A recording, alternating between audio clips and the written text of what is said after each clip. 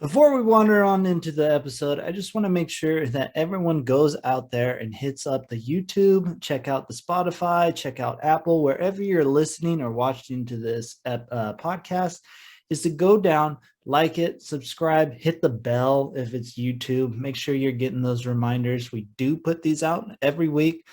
So make sure you do all that. It helps us out. And in the long run, we can make better things. So again, like, subscribe, all that fun stuff.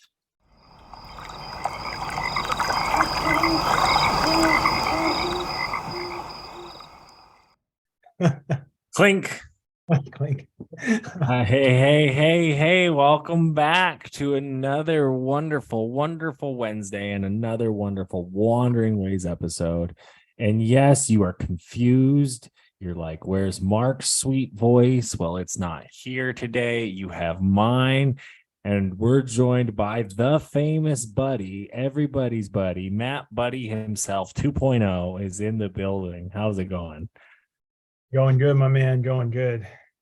Yeah? How have you been? I've been doing well. Just getting ready for a few things. Got the Gathering of Nations powwow coming up. Stanford powwow. Stanford. We got looking forward to the sunshine. It's raining out there right now, as always. So Well, you talk about it, powwow. No, we've been kind of on the trail of 49s, as they say, going back and forth of hitting some of these large powwows. We were this next week at this time, we should be in the beautiful state of New Mexico, and checking out the Gathering of Nations powwow, which is the largest powwow or largest native event, arguably, in the United States of America. And that's one because low key there's a couple reasons. We'll get into those here in a little bit. But we're doing this episode because Mark's away. We thought, let's get some hype going for our native tribal areas. Let's talk tribal tourism. Let's dive into it. But we're also launching a podcast probably this fall. It's going to be called A Native Podcast with Matt and Zach. And me and Matt Buddy here are going to talk all things native. And that's what I was going to say. We're going to need to debate because, those Navajos probably claim Navajo Nation Fair is the largest native event. You know what I mean? They probably do, my man. Well, and then you take Denver March powwow, arguably the second largest powwow, but then you're going to say Choctaw Nation or the Eastern Cherokee celebration fairs are also pretty big. So I don't know. That would be a debate in itself to see what are the larger events. I mean, we're hitting 3 of them in a like a month and a half, 2-month span when you think about it. Yeah, no, I mean, hitting, the largest gathering next weekend, which they say 80,000 estimated, right? But I think it's more like 100, arguably. Right. And when you look at those numbers, sometimes they're basing those numbers solely off ticket prices, but then you forget how many vendors and how many people the vendors bring and the caterers and the event staff. And like you say, there's probably a good 100,000 people here. Arguably, I'd say there was probably 50, 60 at Denver. Yeah, no, and Denver estimates a 30, right? And I'd say 50, easy. But before I get ahead of ourselves, Matt, for the white folk who don't understand, can you walk them through what a powwow is? Yeah. So for our listeners, a powwow is as if it was a white person using that term in a workplace, that's a big no-no. Good call. Powwow is a Native American gathering, consists of dancing, drum groups. There's different dance categories, Native American people of all ages. They are public events, so it's not just Native people that come, you get folks of other backgrounds. It's not just for the Native community, they have private ceremonies and things where they're, off limit to public, but in some of them, they're kind of like a fair. They're like a Native fair. in the Spanish speaking community, they call it a fiesta. I mean, we all have our variations of our gatherings, our cultural gatherings. And it's a fun time. You get to experience Indian tacos, which is a native version of a taco using dough and a flat fried bread. And yeah, and they happen all over the country. Most of them happen in the summertime. A lot of the college ones happen starting kind of March through June in the spring. Some in the fall. You have a few winter indoor gatherings as well, but I mean, they have them in every state. Even Hawaii has them now. So Right. No, and it's a gathering events. I mean, I was able when I was in Ohio, living in Cincinnati in 2017, to go to the Serpent Mound. And the day I was at the Serpent Mound there, they had a little powwow. I mean, they only had like 4 dancers, and it was interesting to say the least. But you're right; these states have them. They're there. They're there to experience, and they're people practicing their culture ultimately. These are traditions that have been handed down hundreds of years. You look at a lot of the powwows, a lot of the college powwows are in their 30 to 50-year range. You look at some of the tribal powwows, they'll argue that they're a little bit longer, other ones not as long. But that's arguably because in the 70s, the 50s and 70s, we were just getting our ability to practice our powwows again. From the government, they're allowing that cultural element to be given back to us. So that's why you see some of those larger events, the dates on them, but they stem back because these dances really ultimately stem from those traditions and those prayers and those moments, those dances, all that sacredness. But it's also a competition and coming together of families, and that historically has always been there too. Because I don't know if you haven't met a native, but they're competitive people, man. You meet, they'll compete. And it's good. It's fun. And, you see the traditional games, the horse games, the stick games, the relays, all that. Like, we're competitive. yeah, no, and it's interesting. Every powwow is kind of unique in its own way. Like, like for example, people know that like let's just use one up in Washington. They call it the Omak Stampede. Well, they have the suicide race, which is a downhill horse race across a river, and it's kind of dangerous because it's so steep. But everyone knows that gathering is the rodeo powwow and then the downhill. Right. No, exactly. You take Blackfeet Indian Days, right? Up in Montana, they got the Indian horse relays. They have the stick games. They have the bingo hall. They have the powwow. They have the carnival area with with the Ferris wheel and all that going as well. Like, you have these places. And what's really, really, really neat about that to me is the fact that these places, they the events we're talking about, the college powwows, the regional powwows like Gathering of Nations, Denver March, they happen in the spring. But come summertime, you get those tribal powwows where the tribes themselves are starting to host them all through July, August into September, May. You see it. And it weather dependent too. In some areas, you can tell, like they like up here in Montana, they wait till July and August, where down in the South, they'll have them in May. In the spring or in the fall, just because of the weather.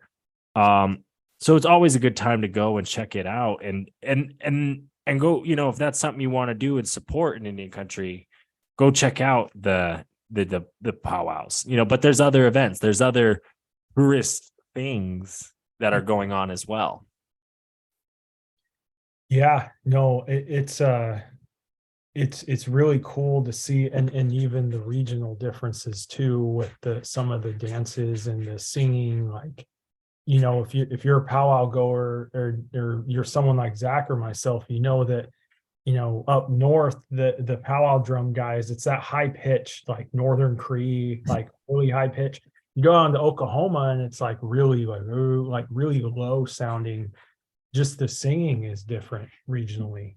Well, the culture, yeah, and that's really, you're hitting on a part. And I think when you talk about tourism, you talk about tribal areas, the best way to talk and look at these areas is regionally, because in those regions you start to have some of those cultural similarities. You know, you have the longhouses of the Northwest, you have the salmon cultures of the Northwest, the buffalo cultures of the Great Plains, the swamp bayou cultures of the Louisiana and Florida Seminole folks.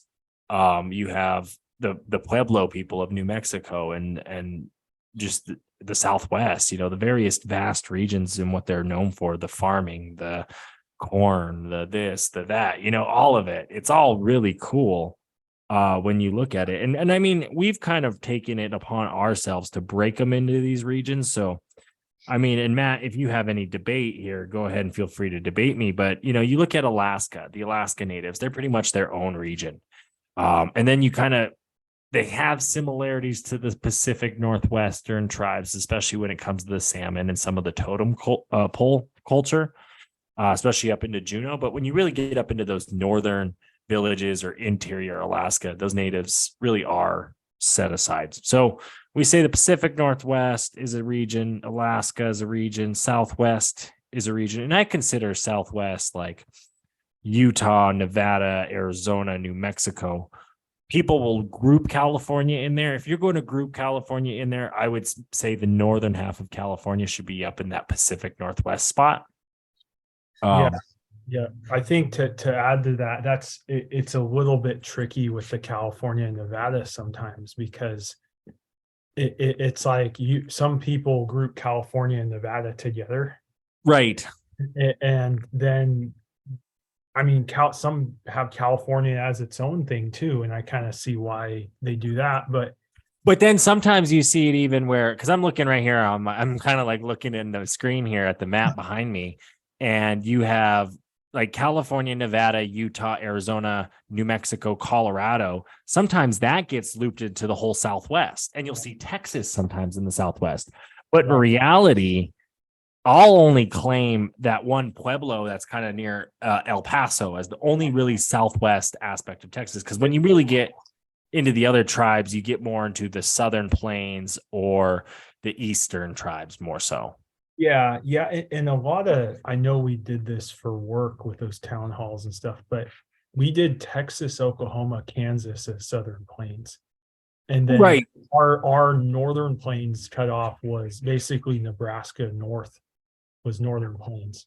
Well, and arguably when you look at the Great Plains, right, and that's kind of its region, you could break it down as the whole Great Plains or the northern and south. And when you're getting detailed, I like northern and south because you look at those similarities between like a Kansas and Oklahoma, Texas, they're very similar.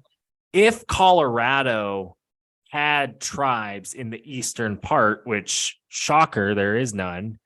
When I say shocker that way, because how the hell do you have a town as big as Denver and no native reservation nearby in that area? Because that land is fertile as hell. Yeah. They're all pushed to Oklahoma, right? They're all pushed to those reservations, marched, forced off their homelands. And yeah, so I would say Colorado would also fall into that Southern Plains when you really look at it and know it for its historical value of being in the Southern Plains. Right. Well, and the fact that those Cheyenne Arapahoes got pushed to, I mean, look how close Oklahoma is, not that far from there, really. No, it isn't. And some of them went north. Some of them were driven back up into Wyoming, Montana, when you talk about Cheyenne and Arapaho there. So. Right. And you take the Northern Cheyenne, who they were pushed down to Oklahoma, but they actually, and that's a crazy story. That's a really good story. A nice drive. You could do the Warrior Trail. They ran from Oklahoma to where they're at in Ashland now in Montana. Ran away, said, no, we're not living here. Our homelands are in Montana. And by God, they're still here, which is good news. Yeah. But then the other regions that we could break down, because you kind of talk about Southwest California, northern plains. Sometimes you get the Rocky Mountains in like a Montana, Wyoming, Idaho. But really Montana to me falls in the plains area. Your Northwest is pretty standard. Great Lakes area, you got your for sure Michigan, Minnesota, Wisconsin. And those really are the ones with the tribes, Iowa, They have Illinois, Ohio. that one tribe in Iowa. They and that one, I would argue, they push that into the Great Lakes area usually. Do they? Yeah, from what I've seen, it's like I was weird with their Sac and Fox, that group there, but they sometimes put them in Northern Plains and sometimes they put them in Great Lakes. Well, and it makes sense because of who the Sac and Fox were, right? But you throw them in like some of those Minnesota Sioux tribes, right? Which clearly were like Northern Plains tribes. You're just more the eastern side. Yeah. And that's probably how they fell. And it really sucks because you look at like Illinois, Indiana. I wonder where that name came from. Like you hear the histories of pushing the Indians out of the Ohio River Valley. That's why partly the Revolutionary War was fought, was also to get into the Ohio River Valley, because the British did not want the colonists to go that way. And they did. They needed the land. They were growing as a country. And they saw that the natives of that area weren't doing anything with like farming the land, and they wanted it. And that's pretty much how you pushed them out of like Pennsylvania, Ohio, the Ohio River Valley area. Kind of crazy. Yeah. But then you look at like from there on, really, you do see like maps will say eastern on, and it'll be Louisiana up to Maine, pretty much over. Yeah. But I like to break it down. I don't know about you. I think so. You have your Great Lakes, and sometimes you even put those like Indiana, Illinois, Ohio into that. Those like, Right. And then you'll do like a northeast and southeast, or that bigger eastern. They call it Eastern Woodlands sometimes. Right. And I mean, that makes sense when you call it the Eastern Woodlands, and just based on how the United States like colonized the East Coast, and the fact that like there really isn't a lot of tribal lands. When you really look at like the reservations, there's not that many for how many natives that there once were over there. I mean, you look at like the island of Manhattan, New York City, and what that used to be, like that was a lush rainforest. Right. Basically, or forest, I shouldn't say rainforest. Now their only forest is Central Park. Yeah, basically. No, exactly. And it's crazy to think that like that was once a thing. Those rivers were really clear water, that the natives were taking care of this land the right way before contact. Yeah, but like you said, break it down to southeast. I like to do that, really, the southeast, and really cut it off about the Lumbee there in South Carolina, because really you look at the North Carolina, Virginia, to me those tribes are more eastern. If you really were to give them an eastern label, which I would go all the way up to New York with the Seneca and the Iroquois Confederacies, eastern, even into Maine, which Maine is interesting because I want to learn more personally about those tribes up there, because I feel like even though Maine is on the East Coast and is part of all that, I think it's still kind of remote. So to see those reservations. Yeah, and the ones that come to mind are the Penobscot and the Micmac are the two I hear. There's like, I think Passamaquoddy or something over there too. But those are the few tribes that are there, and they actually, they have some reservations up there, and they're not big tribes, but there's some of them up in Canada too. Right. And that's what's questioning, because when you really like New York, right? You take the Mohawk there in New York, right?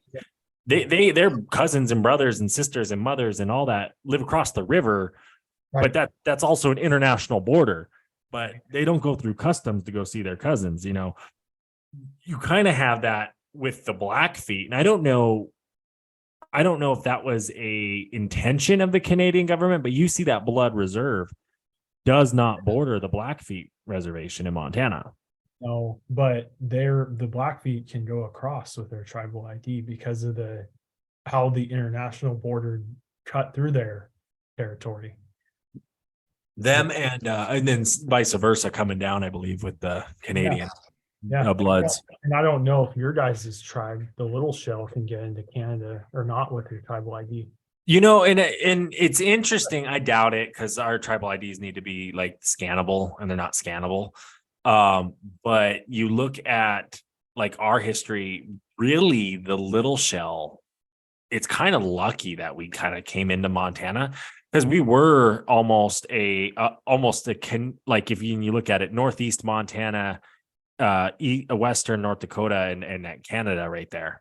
Right. That's like where the Little Shell really hung out because you get the Métis Cree people from Alberta, Right. and it's like, oh, I wonder how. Or maybe they just allow it by province even, or like, oh, they'll say maybe Alberta was more the area than, I need to check into this, but I was told with the Sioux and Saskatchewan, there's like 5 or 6 Sioux First Nations up there. I didn't know there was that many. Right. Well, and actually, I gotta show you. I've been going through a closet of maps I have, and I've stumbled across a bunch of native maps, which I'm hanging up and stuff because they're cool.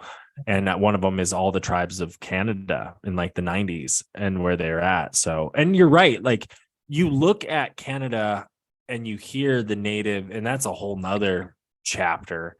But there's a lot of tribes up there because I'll have to do some on Canada. well, there's nothing in Canada when you think about really up north there. Who wants to live up there other than the people that have been living there forever and ever? There's not like, yeah, you can farm and stuff, but only so long of the year, only so much, all that kind of. That's why all the major cities are within 100 miles of the U.S. border. Exactly. Exactly. Right, yeah. It's basically, I mean, Canada, it's basically the US. I hate to say it, like Canadian and Americans will say, oh, but look at it. Like if we went to war tomorrow, Canada's on our side. Oh, yeah. Regardless, and if they're not, who's the first country you think we're invading if they're not on our side? Like, come on, guys, think. In need of LED lights for your vehicle? Look no further than our friends at Oxteo, keeping our vehicles well lit while on the road while looking for Bigfoot. Make sure to use code RUGARU, RUGARU, on your next set of LED lights. Hey there, Reverend. I heard that you might be running dry on your sticker supplier. Yeah, I've been looking around and I've kind of like run out of cool stickers to buy and put on water bottles and stuff. Well, I mean, have you seen the stuff Josh has been coming out with lately? No, I have not. Well, he is doing some really cool stuff with the Shop LS 574. Yes, they're working with indigenous communities and making some really cool stickers.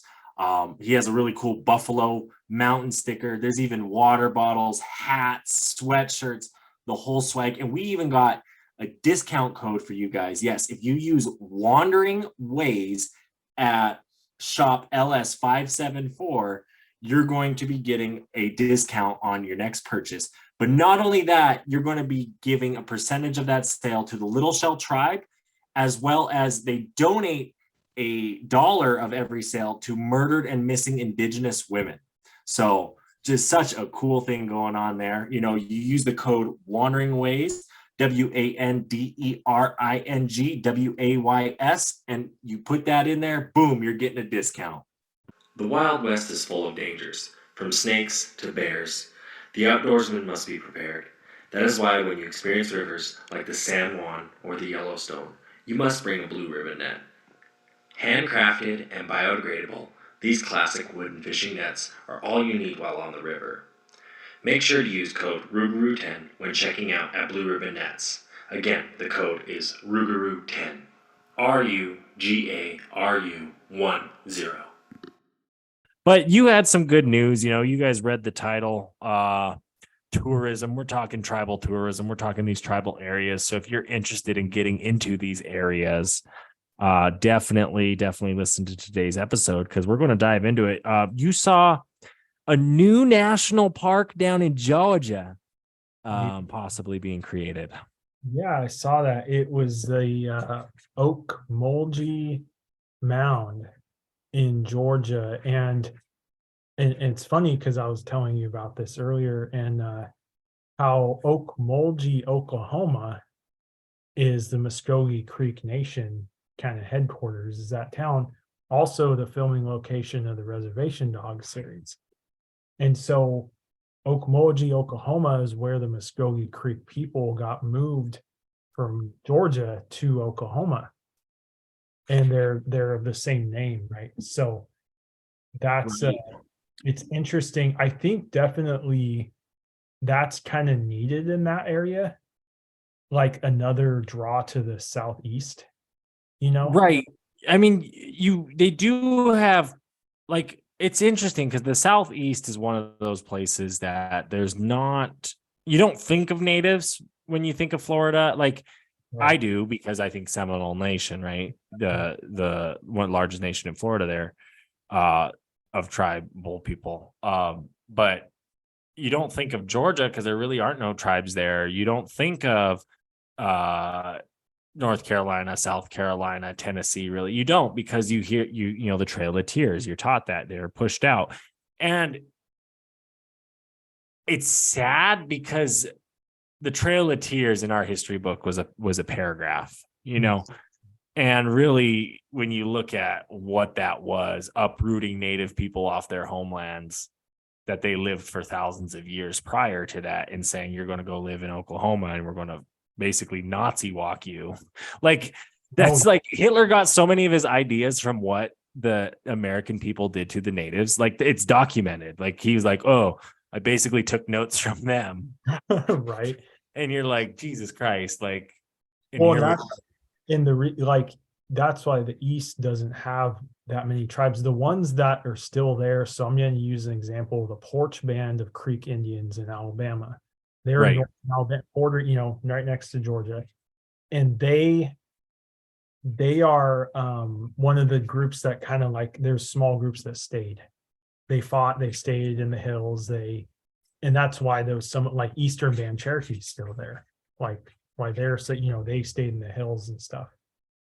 So Right. there's little pockets of them that are still there, and it's like there's natives still there. It's Right.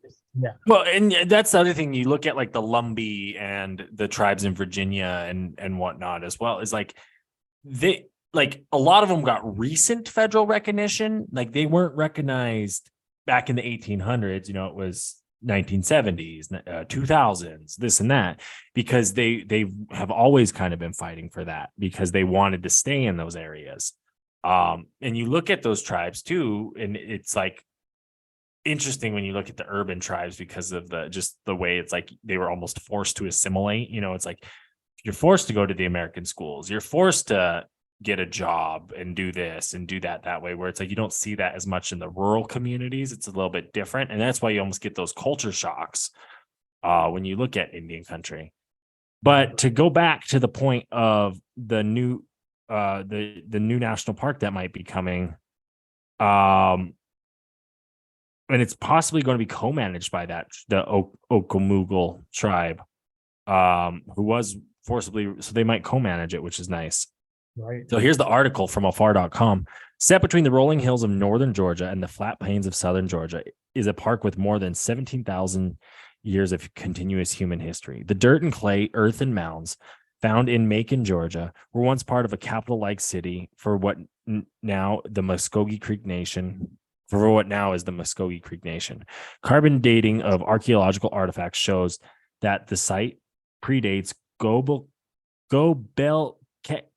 Tepe, a Neolithic archaeological site in Turkey, by some 5,000 years, the Tower of Jericho by 9,000 years, Stonehenge by 12,000 years, and Persepolis by 14,500 years. Currently known as the Ocmulgee Mounds National Historical Park, this area will, the 2,000 acre area will likely be upgraded this year to become the United States' 64th and newest national park. And if and when Congress grants the new status, it has yet to schedule a vote, the boundaries will expand to protect another 50,000 plus acres of floodplain, habitat for rare species of middle Georgia black bear, and some of the most tribally significant lands in the U.S. It would be both the first national park in Georgia and the first national park co-managed by a tribal group that was forcibly removed from their ancestral lands. This land is incredibly important to the nation, and we want to make sure that it is always protected, says Tracy Rivas, Director of Advocacy for the Okmulgee National Park and Preserve Initiative and a citizen of the Muskogee Creek Nation. Within the Okmulgee Mounds National Historical Park, there are 7 mounds, and some of them look like a small hill, and others that are more obvious, like the Great Grand Temple Mound, which rises 55 feet from the ground. The indigenous locals use them for sacred ceremonies such as funerary sites and for the village chief's home, which was built atop the tallest mound. In the early 1830s, the Muskogee Creek people, ancestors to those who constructed the mounds, were forced off their southern eastern homeland as part of the Indian Removal Act. Their journeys to Oklahoma is remembered as the Trail of Tears. Over the next 100 years, the site was subject to much abuse. In the 1870s, a railroad was built through the funeral mound, destroying an untold number of grave sites. And in the 1920s and 30s, archaeologists unearthed and removed millions of items such as pottery, weaponry, and jewelry, most of which was never categorized. So it's never known what exactly was taken or where it went.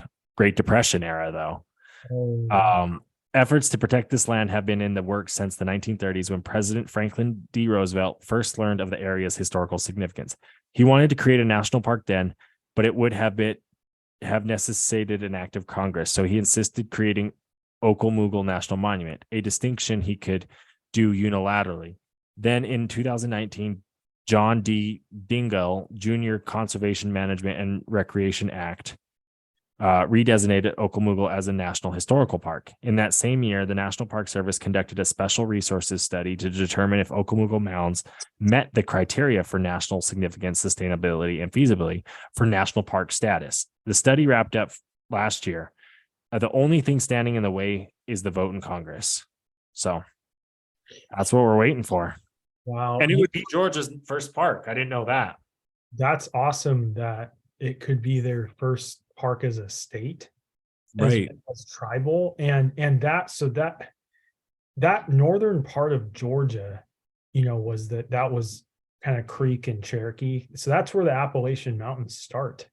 Right. That plain, that's the divide right where this park is. And that Stone Mountain, Georgia is there too, which I hear is beautiful. For listeners, here's a tidbit fact. Last of the Mohicans was filmed in that area.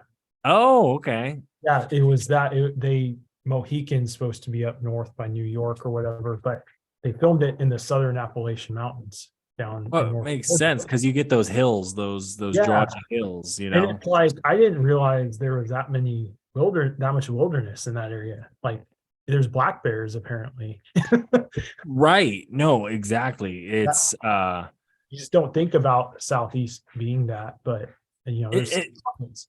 And it's interesting because you're right. There is those pockets. Yeah. You think of the Southeast as one big truck stop, but in reality, you're absolutely right. There's a bunch of that. You have the Florida panther, the different species of black bears, and that you see them down in the South. They get big. They get out on those golf courses all the time. And it's good that we as a society are still putting places like this aside so that we can help these animals and help these things, because ultimately the survival of the things around us is going to help us survive as the human race. So if we want that, we're going to have to realize that. But I don't want to sit too much on the park down there, the newest national park. I know it's exciting. We'll probably hear about it on the ABCs of the national park coming up with Mark one of these times, or heck, I might just bring it up with Mark to chat him up about it. But speaking of native parks, just because we're on the topic, people are traveling. It's the summer's coming up. They want to go to these parks. You might be in the Grand Canyon area. And I'm going to suggest you check out the Navajo Nation and their parks. And they got you go online, check them out. They got a good thing, the Navajo Nation Parks does. And they got some good parks. They got like Antelope Canyon, Canyon de Chelly. They have the Monument Valley, which are spectacular. Have you been to any of those? Oh, I've been to Monument Valley. And I have not been to Canyon de Chelly. It looks amazing. We need to go. You and I need to go. Yeah, I've been to Grand Canyon. Now there's that skywalk that's not Navajo, but that's like the Hualapai The tribe. Havasupai, I think. By one of those two there, and then that waterfall in the canyon, I think, is Havasupai also. Which, yeah, I want to check that out for sure. For the viewers, that one you have to reserve ahead of time and get a permit because that is on tribal land. So there's like a whole process. There's a wait list and everything for that. So Well, that's one of those ones that Instagram actually blew up, and Right. and it was kind of during COVID that you really saw that area was struggling because they shut down completely. But I think they're up and running now. The Blackfeet are starting to do things in Glacier Park. They have, I know, especially on that east side in some of the park, you're able to do stuff. But that Two Medicine Valley, they've taken a lot of the management of the public lands there. that's awesome. Yeah. And that valley makes sense to kind of start with for the Blackfeet, like, as it's so special to, you all and them. But Right. Well, no, and you look at that, and you look at some of those things. You hear about what it takes to actually take care of some of these places, and the federal dollars spent. Like sometimes it's worth it to give it to those locals, and I mean those locals as the natives, because they do care for that land. It holds those values and importances to them that they want to. Because you take the Salish Kootenai, also in Montana, they have if you take by Sealy there, you take that Placid Lake Road, you could take that all the way back. You can get to their reservation in Arlee there, but it also is on, like, they own that. They manage it. They manage those Jocko Lakes. So it's kind of neat that we're seeing that. The National Bison Range, which was just basically land taken, it's interesting because there must have been in that Flathead Valley, the Salish Kootenai Flathead people probably brought bison over and had them in that valley for forever. Right. And I'm sure as shit, the U.S. government came in and penned them up all on that bison range and said, no, you guys go live down in the valley. We'll keep the bison here and do our thing. But I'm so glad they got that back. And they're managing it in their own tribal way that is promoting their culture and their ways, Well, they probably pushed those bison into that range to like starve them out. So they didn't have access to like for hunting and like you could see that being a thing, what you're talking about. But you're not going to hear about it in the history books. No. You know what I mean? And that's the thing, is like, it sucks because a lot of that history is lost because it's written by the US government in this case. So you lose the stories told by the natives, but you don't lose them too, because the natives have also had really good oral tradition history over the years. Right. So you can hear those stories passed down, and there's good museums and villages anywhere. I do want to make time for you to talk about some of the resources as well when it comes to native tourism. I know you brought up California is doing something new. I'm looking right now. I'm looking at the Native American Tourism of Wisconsin page, and it looks like they classed up their website as well. And they have travel, arts and culture, recreation, scenic byways. They have Native American events that they're always posting about. They have partnerships with IANTA, which IANTA is the American Indian Alaska Native Tourism Association, which is also a really good website if you're curious where to get started, if you want to explore and support these Native communities. North Dakota has the Native American Tourism Alliance of North Dakota. The U.S. Department of Indian Affairs also has stuff about tourism. Montana, South Dakota have things about tourism. Definitely just start with a good Google search is my recommendation. Definitely and support your tribes, really. But I know you wanted to talk specifically about the California one. Yeah, so I mean, like Zach said, there's a ton of resources out there. Most of states have done something, some site on traveling in their state with tribal tourism. I mean, you're probably not going to find it in like in Arkansas yet, but they're a little, there's not as much in some, but Oregon has a good downloadable, or you can even request a physical magazine of it's Indian Country Oregon. Oh, wow. What it does, so like you just go on traveloregon.com and you request, and it'll be mailed to you. And so you have a physical copy, which is kind of nice, of this magazine that highlights all the 9 tribes in the state, what they have, the gaming, the tourism, this tribe owns this winery, this one makes like Umpqua Indian beef jerky. They have a, down in Roseburg area, they got, stuff like that. It highlights their whole community and what they do. So You're going to need to send me both those links as well as sign me up for that now, because that's definitely cool, because there's a lot to do. I mean, right here, I'm on the Montana one. You go to visitmontana.com and they talk about Indian country, has its own section, right? They have a guidebook. They have about us. They talk about each individual tribe. They talk about trips, if there's different things you want to experience or do. They talk about different lodging around Indian country, as well as guide and tours. They post some of the events, and they even have some of the additional resources. But that's just a stop along the way. When you really think about your trips, I know we're going down to Albuquerque here next week. And, one of the things I think, we're doing a lot of native things. We're going to the Gathering Nations powwow. We're doing the native comedy event, all that fun stuff.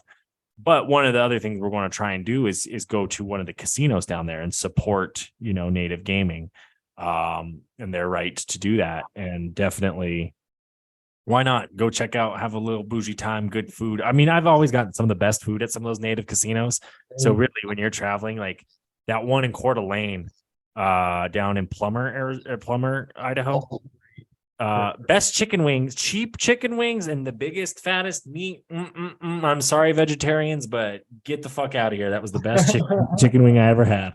yeah, I won $200 at that casino once. There you go. It's the GMOs. No, I'm just kidding. I wanted to mention real quick that the newest guide that came out was by the visitcalifornia.com site. It's a really great one for because California is such a big state. They break it up to their northern area, southern area. So the first section here is museums and cultural centers, and they highlight, regionally some of the main ones. They have the on the land, so like outdoor adventure, jet boat tours on the Klamath River. That's the northern part near Oregon border. You got some state parks in the southern San Diego County, and so it's a really good resource with the links here. I think they did a really good job of it, and so just a recommendation for that one, just because it's the newest one. Right. No, it's good. And I'm serious. Send them my way, because I'm excited to take a look at them, because there's so much to do in Indian country. There's newsletters, there's websites, there's Google, there's imagery. Sometimes too, I just take a map, right? You get on Google Earth or Google Images, not Google Images, but Google Maps, or just the maps on your phone. And you're like, okay, I'm going to go here. What's this little park? What's this vista point? What's this? You just start clicking on it. I'm going to Iceland with Mark here. Right. Well, are you there?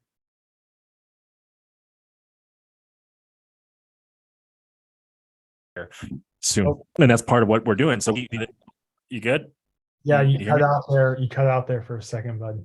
It says my internet connection's unstable. All right. I'm gonna have to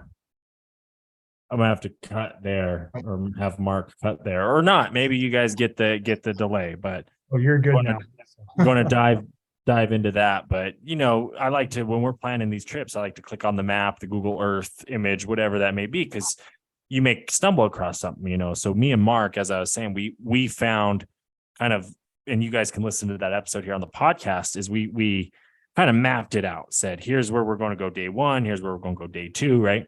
So now that we know kind of the routes we're taking those days, I'm looking at those routes as saying like, oh, there's this park. Oh, there's this like scenic byway or scenic stop along the way, or this lighthouse or this whatever, and making note of it, and writing it down. And that's one thing you can do with Indian country too, because I'm going to guarantee you that a lot of these places within Indian country, you're not going to get the crowds in some of these parks, just based on people are afraid of us Indians. So don't be don't be afraid. Come and give them your tourist money, because they need it. Those communities need it in reality. And Indian country tourism is much more than just casinos, and like some, if you don't gamble, if you're not a person that gambles, the restaurants are amazing at most of these casinos. Some of them have museums in them and other things to do. So it's not all just about that. Well, right. And you're exactly right. Because like attached to some of those casinos, you have resorts and golf courses, but then you take like the Klamath tribe, like you're saying, who doesn't have a big casino because of where they're located. Right. But they have that boat tour. They even have canoe tours you could do, traditional canoe tours you could do with them. You have I'm trying to think of who else, the Crow tribe here in Montana. They have the bison. You could go and apply for a bison tag to go on a bison hunt one of their bison that they manage, and have that spiritual experience, and there's other ways of economy. I don't know how to, economies, economics is all that fun words, there's just different ways of that tribes do that and stay economically sound. So it's not just casinos, it's not just the government handing out money, because in reality, it's these tribes working their butts off to figure out where they fit in the corporate America, because that's what America has become. It's this corporate culture, this consumerism, blah, blah, blah, blah, blah. You guys know all that, but it's finding that fit, finding that niche, and how you can help. I didn't know some of the tribes in Alaska own realty companies in New Mexico, so some of those apartment complex companies are owned by tribes in Alaska, and that's just like based on how they do it, how they can support themselves based on what cards were dealt to natives. Right. Well, now tribes are getting into the cannabis industry. Well, and arguably so, because they have some of the loopholes, to get around. 420 today, just had to mention that. But they had to, you know what I mean? Like, but it's like, hey, we have this land to farm. We can farm cannabis and we can make money, and it can help fund these programs that are already underfunded, because we can get into that, but that's a whole nother podcast episode. And that's why you can check that out on A Native Podcast with Matt and Zach coming this fall. Because we will talk about that kind of stuff. We will get into it. We'll talk about the historical traumas and the tourisms and all that fun stuff that we can get into. But before we get into our final words here, Matt, I just got to ask, are there any native parks that you want to recommend, or any parks with native ties that you want to recommend to our listeners? I think I was thinking about this earlier. I'm a Oglala Lakota tribal member, and I have to acknowledge the Badlands National Park. And I know you and Mark went in early June, so still springtime considered, right? So it just from, I've never been there that time of year, but from pictures, I see the green grass, and you can get those spring thunderstorms out there, which are really cool in the Badlands with the bison and so don't throw out Badlands and for a spring little venture there. Our tribe manages one whole section of it, which is basically half the park now. And right, the half that no one goes to because they're all afraid. Right, and there's nothing to be there. They have a whole visitor center on the tribal side where you can get the tribal history of the area, and you get to see your bighorn sheep and your bison, and there's a lot more wildlife there than you think. It's not just a barren wasteland.